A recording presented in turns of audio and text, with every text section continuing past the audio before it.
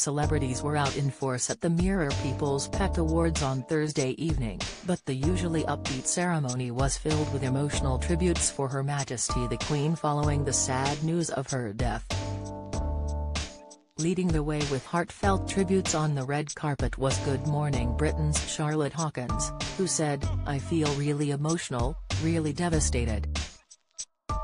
I think we all knew because of her age and because of her mobility and health issues that it was coming, but it's just been such a shock, it feels really surreal. It's the end of an era. She devoted her whole life to this country and she's always been there for everybody.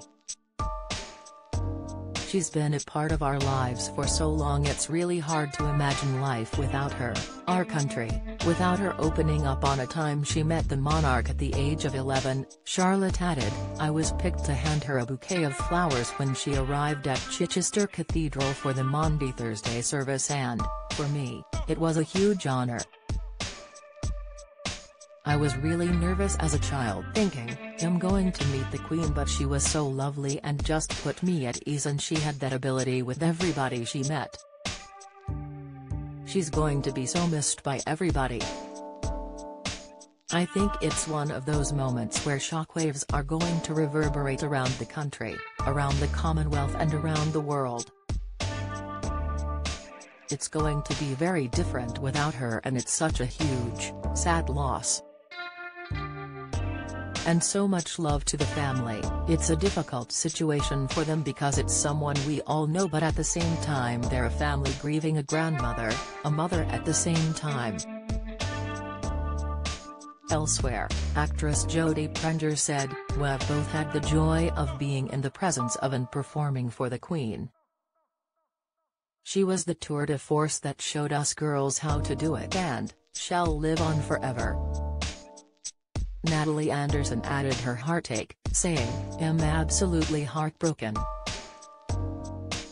I'm a massive royalist and, for me, she's the biggest female inspiration for me, personally, and I think that people that know me would know that's the absolute truth. I'm absolutely devastated if I'm brutally honest. It's a very difficult evening, but what I love about this evening is that she is the patron of Dogs Trust, which has what made it really poignant to stay and support and be here because it's what she would want. She's such a tour de force, especially when it comes to animals and how much she loves animals. We're here this evening and the national anthem was going. Oh no, I'm gonna go.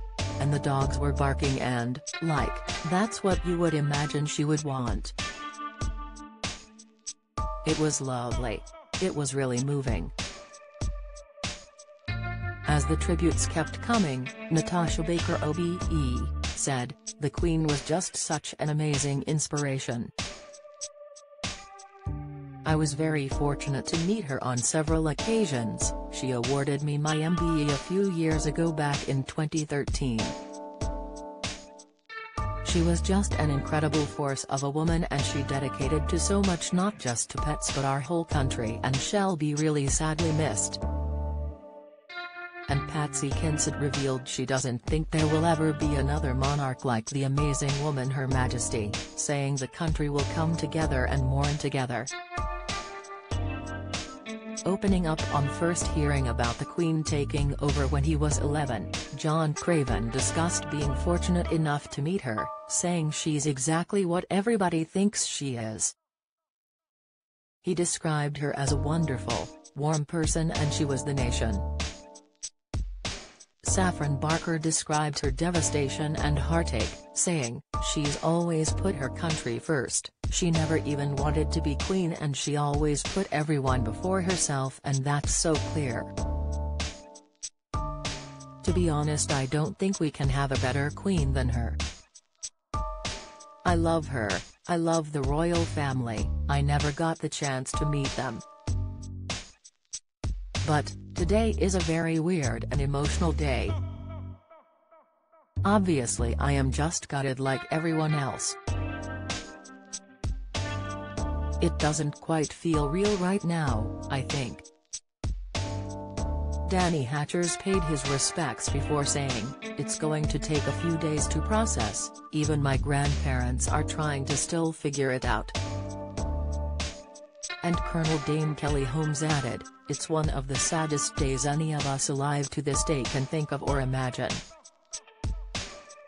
I served my country twice in the military, and as an elite athlete, I've sang and had the privilege of having the national anthem played as I received those awards and accolades, and this is someone that I don't think we will feel the enormity of the loss yet. We will realize it really quickly.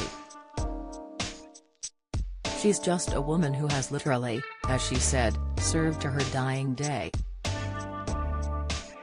If you think about that strength of character, the 70 years she has reigned, just everything about her and what she stood for, especially for women, to reign for that long. And her dedication to us. And even the thought of singing the national anthem without saying the Queen is upsetting, it's so upsetting. She concluded, "The day was always going to be inevitable, as it is with anybody's life, but it's not something any of us wanted to happen, and it's so sad."